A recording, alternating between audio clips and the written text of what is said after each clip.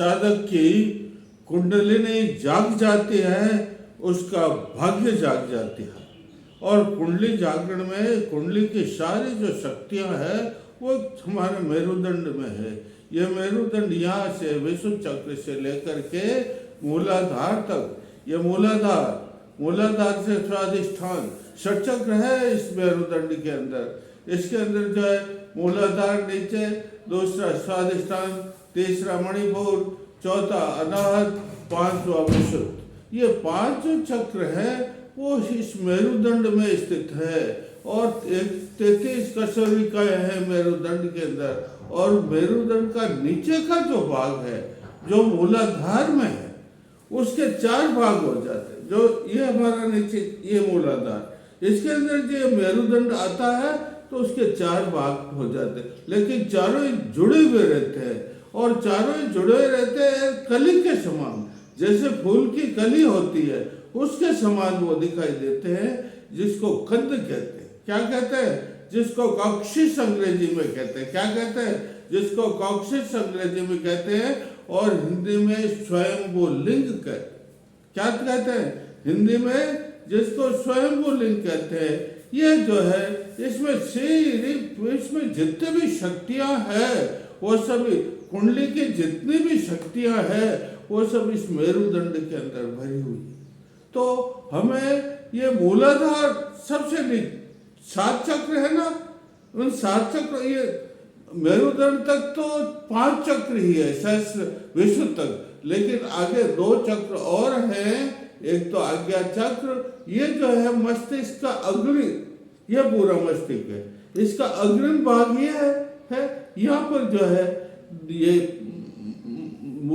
रहता है और आज्ञा चक्र रहता है। और ये ऊपर है सहस्रार, ये 7 चक्र है। तो आप मेरे इस चैनल को सब्सक्राइब करें, लाइक करें, और मैं इतना जो है प्रयास कर रहा हूँ तो आप इसका एक प्यारा सा कमेंट भी करें।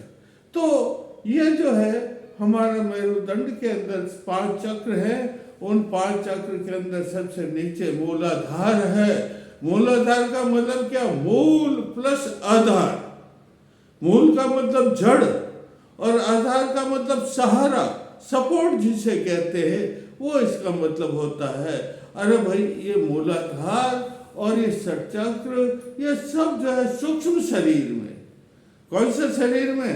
ये सब सूक्ष्म शरीर में है। सूक्ष्म शरीर की शक्तियां है, ये बाहर दिखाई नहीं देते हैं, केवल प्रतीक चिन्ह है।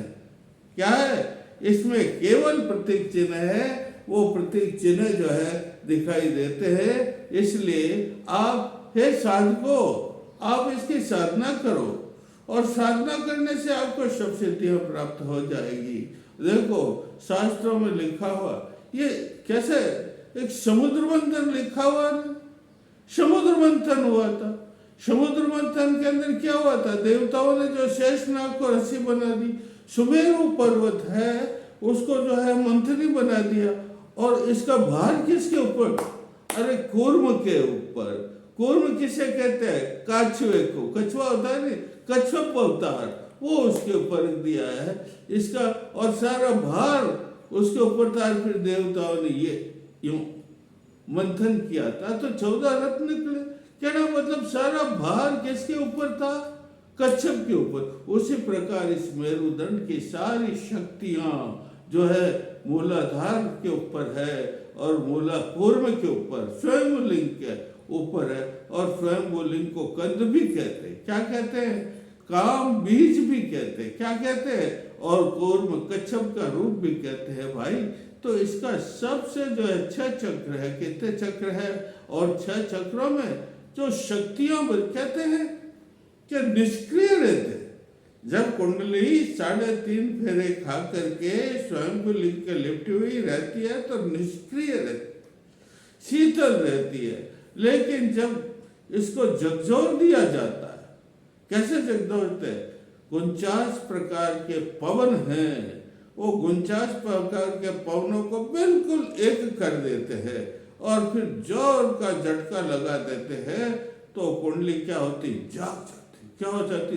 और जागने के बाद फुफकार करती है, और फुफकार करके क्या करती, ये जो मेरुदंड मैंने आपको बताया है, इस मेरुदंड के अंदर 6 चक्र हैं, ये बताया चक्र। और ये चक्र किसमें है? ये चक्र है भाई सुषुम्ना नाड़ी। किसमें? ये 3 नाड़ी है, ये ईड़ा, ये पिंगला, और बीच में चलती है सुषुम्ना नाड़ी। ये सुषुम्ना नाड़ी में है। ये जब कुंडली जागती है तो सुषुम्ना नाड़ी से 6 चक्रों का भेदन, परिशोधन, साधन और परिष्कार करती हुई कहाँ पहुंचती है? सहस्रार में, ब्रह्मरंध्र में। ये कैलाश पर्वत है। सहस्रार में कौन सा पर्वत है? कैलाश पर्वत है। इस कैलाश पर्वत के अंदर भगवान शिव विराजते हैं, जाकर के उनसे मिलती, वापस लौट आती है। तो इतने जागृत कर झकझोरना पड़ता। कोई दिन में सोया हुआ था, और दिन में सोया होता है और उसके सारा शरीर निष्क्रिय शीतल होता है। उस प्रकार जब कुंडली सुप्त रहती है तो इसकी सारी शक्तियां शिथिल रहती है, निष्क्रिय रहती है। लेकिन जब जाग जाती है तो सारी शक्तियां एक साथ उत्पन्न, मतलब ये 3 शरीर है। स्थूल शरीर हड्डी मांसपेश का बना हुआ, इसके अंदर सूक्ष्म शरीर, और इसके अंदर है कारण शरीर। ये तीनों शरीर जैसे कोई गर्म चीज करते दूध, और दूध उफनता है उसी प्रकार कुंडली जागरण करने पर ये तीनों शरीर की शक्तियां एकदम उफन पड़ती है। इतनी कुंडली जागरण की शक्ति है। त्रिपुरा तंत्र में लिखा हुआ है। क्या लिखा हुआ? अरे जब ये जागती है कुंडली शक्ति, अरे ये दूसरे देवता तो क्या करते हैं? जो देवता की साधना करता है साधक, उसको भोग दे देते, लेकिन मोक्ष नहीं देते हैं। लेकिन जब वे मोक्ष दे देते हैं तो भोग नहीं देते, दोनों एक साथ नहीं देते। लेकिन कुंडलिनी शक्ति ऐसी है जिसमें भोग भी देती है और मोक्ष भी देती है। अरे इस कुंडली शक्ति से जो साधना साधक करता है कुंडलिनी शक्ति का, उसकी परा पश्यंता, ये परा वाणी, ये पश्यंती वाणी, ये मध्यमा वाणी और होठों पर आने वाली बेखरी वाणी जागृत हो जाती है। जब ये चारों वाणियां, ये बेखरी वाणी जागृत हो जाती है तो साधक वाचा सिद्ध, जिसे राजस्थानी भाषा में कहते हैं वचन सिद्ध सिद्धि। कौन सी सिद्धि? मुंह से जो भी कहेगा वो सत्य हो जाएगा, है उसमें वरदान देने की शक्ति। कौन सी शक्ति? उसमें वरदान देने की शक्ति, उसमें श्राप देने की शक्ति आ जाती है इतनी। और भाई ये जब सोई हुई रहती है तो उसका भाग्य सोया हुआ रहता है साधक का, लेकिन ये जब जाग जाती है तो एकदम उसका भाग्य क्या होता है? जाग जाता है। सारे वेदों, धन भंडार, जो कुछ भी, जो तारे खुले हुए, ये हमारे मेरुदंड के अंदर मैंने आपको सप्त चक्र बताया था। जिस प्रकार सप्त चक्र के ताले बंद होते हैं और जागने पर एक एक ताला खुलता है, एक एक चक्र पर मां भेदन करती है, शोधन करती है, परिशोधन करती है। और एक एक चक्र में 7 चक्र बताए। इन 7 चक्रों की सिद्धियां सब अलग अलग है। मूलाधार की सिद्धि अलग, स्वाधिष्ठान की, मणिपुर की, अनाहत की, विशुद्ध की, ये सब लौकिक सिद्धियां हैं विशुद्ध।